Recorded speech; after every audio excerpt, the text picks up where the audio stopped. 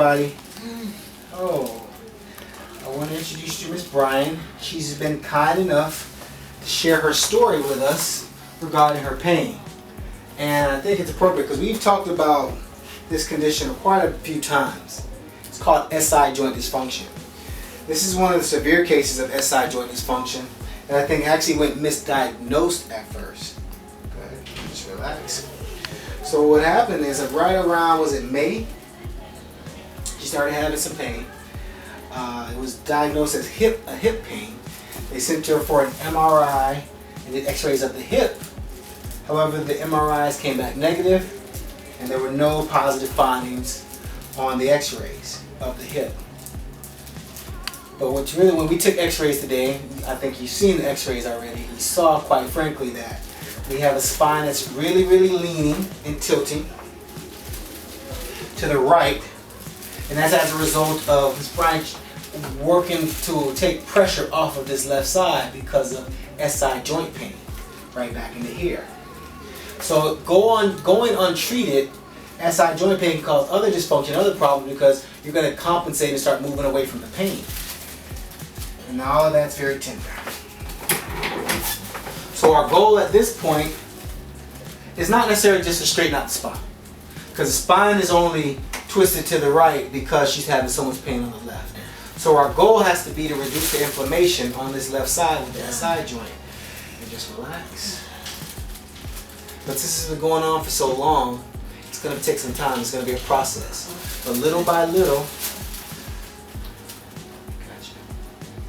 little by little, we're going to have to stretch the muscles out that surround the joint. We're going to eventually have to adjust this joint, take pressure off, and get mobility back into it. I got you here. Just relaxing, just relaxing, just relaxing. SI joint very often starts in the pelvis area and it radiates down to the buttocks like it does with the brain. So we have to keep those muscles flexible. There you go. The real danger is we have two joints that are just out of place and they're jamming on each other and it's causing pain and discomfort. And you saw what that does to the spine as you try to take away that pressure and take pressure off and take weight off of that side. 3, 2, 1.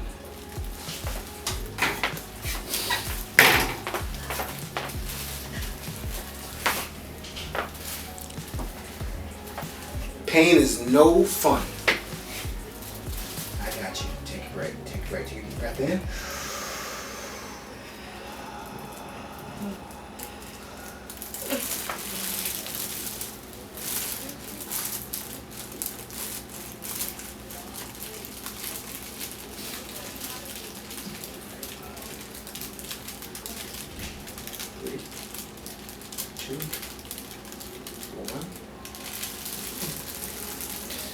Another thing that it can be misdiagnosed is sciatica.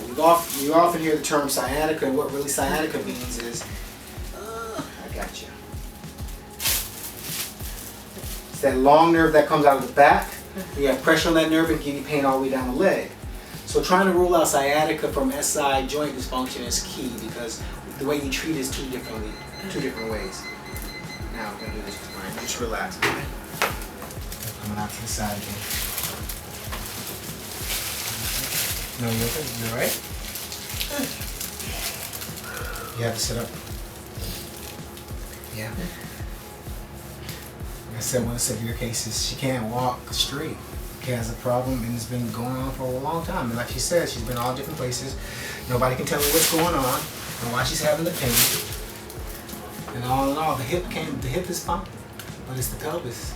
And that pelvis causes not only muscle spasms, but severe amounts of pain. And here's the worst thing. There's a lot of people at home, or there's a lot of people who sit around and they're taking pain medicine for this.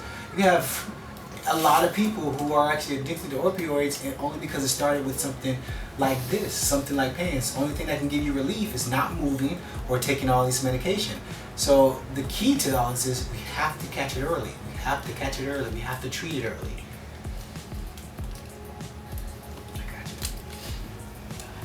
It's our Goldson Spine percussive tool. So it has different heads. Right now I'm using the foam tip. It's pretty powerful. This is on level 1. but we can use that as a manual therapy tool to reduce some of the muscle tension. Tell me if it's too much for you, okay?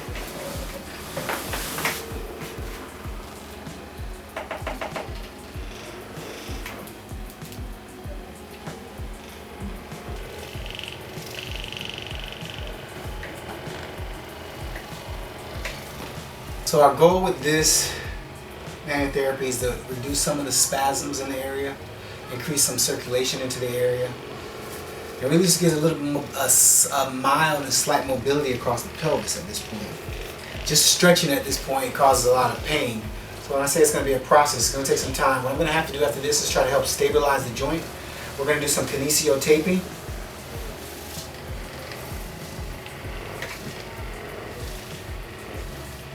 We'll put a plan together of physical therapy. This type of treatment will eventually start adjusting once some of the pain goes down a bit.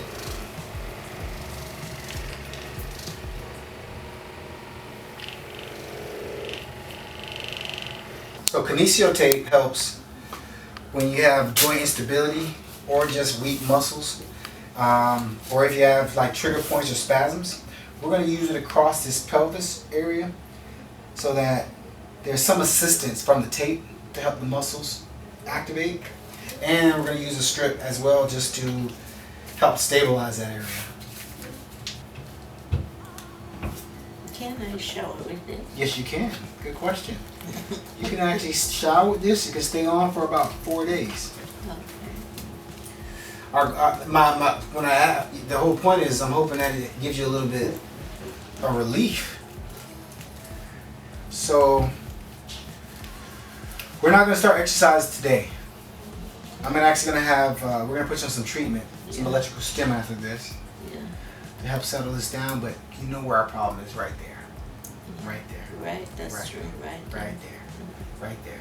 And that is what's causing the spine. The spine's okay. I mean, you have some arthritis there, but more than anything else, it's just that you're trying to get off of this joint. And anytime you put pressure, anytime you walk and put pressure on the side, it's causing that joint to jam even more. And then now we're talking about inflammation.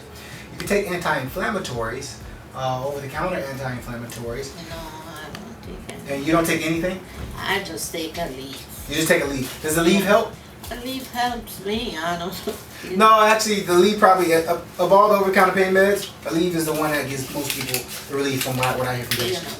So, but it's not fixing the problem. No, my primary care always say only take a leaf. He doesn't want me to take anything else, Tylenol or that can affect your stomach, right? So I take ibuprofen, and that made me so sick. Have you been icing at all? Yes, every now and again, not regularly. Okay. At this point, anything give you relief other than just laying down? No. No. Okay. So what I want you to do, I want you to start using ice at night before you go to bed for 15 minutes. Yeah. Because what we're going to start doing is gradually starting to stretch the muscles out. I'm going to start adjusting this area. Today I just want to let it settle down though. Yeah. We're going to start adjusting this to get motion in there. But we have to strengthen up the muscles around it so it can be more stable.